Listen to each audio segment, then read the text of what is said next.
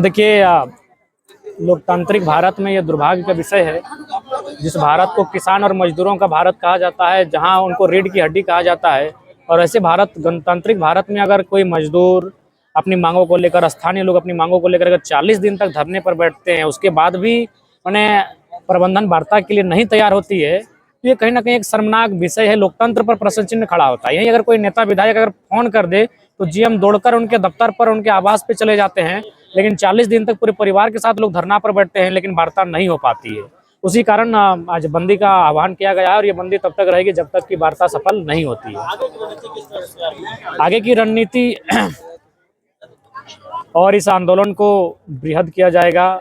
इसे पूरे गांव-गांव तक ये मैसेज फैल ही रहा है, और जैसे जैसे दिन व्यतीत होगा भारी संख्या में लोग जुटेंगे, और ऐसे में प्रबंधन के लिए बहुत बड़ा गंभीर विषय होगा। अगर किसी के साथ कुछ अप्रिय घटना घटती है तो इसके लिए यहाँ के स्थानीय प्रशासन और प्रबंधन दोषी होगी। 20 मजदूर को 3 साल से उसको बाहर रखा गया है, निष्कासित किया गया है, इस पर आप क्या कहें? देखिए, इस पर सवाल आप प्रबंधन से पूछिए, ये मेरा सवाल नहीं है। मैं यहाँ आंदोलन करने के लिए आया हूँ। मैं मजदूरों के साथ साथ जो स्थानीय लोग हैं उनके समर्थन में आया हूँ, और उनकी मांगे वाजिब है, उनको उनका अधिकार मिले। बाकी क्यों निकाला गया ये तो प्रबंधन के पास जवाब होगा। अनिश्चितकालीन चक्का जाम जारी रहेगा। हाँ, अनिश्चितकालीन जब तक वार्ता नहीं होती है हमारे, हाँ, जब तक मांग पूरा नहीं होगा तब तक ये आंदोलन चलेगा। इतने देरी से आए हुए हैं, अभी तक कंपनी के कोई भी वार्ता करने। देखिए, आप जानते हैं कि कंपनी भले नाम की कंपनी होती है, लेकिन उनका संबंध पॉलिटिशियन से होता है, माफियाओं से होता है। तो कहीं ना कहीं उन्होंने वो आश्वासन दिया होगा कि आप धीरज रखिए, हम लोग इसको सॉर्ट आउट कर लेंगे। लेकिन खैर, ये नया आंदोलन है, नया झारखंड है। अब हर एक व्यक्ति अपने अधिकारों को समझने लगा है, वो लड़ने के लिए तैयार है।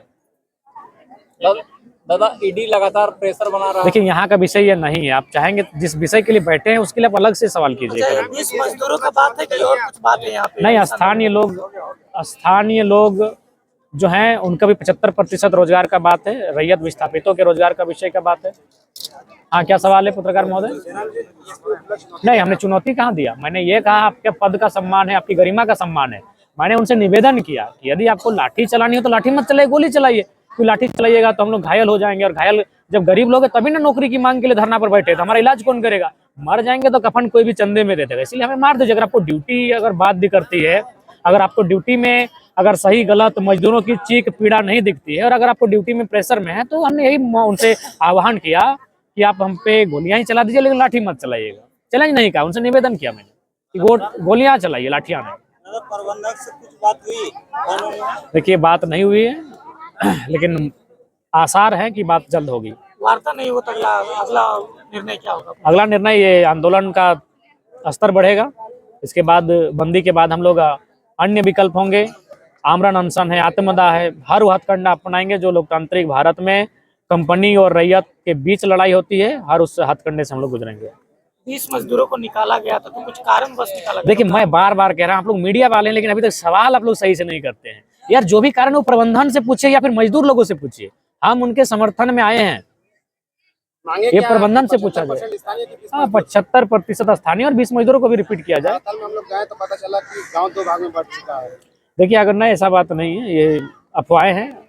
लोग बड़ी मुश्किल के साथ एकजुट हुए हैं, ये अफवाह है। आप बचिए इससे थोड़ा। धन्यवाद।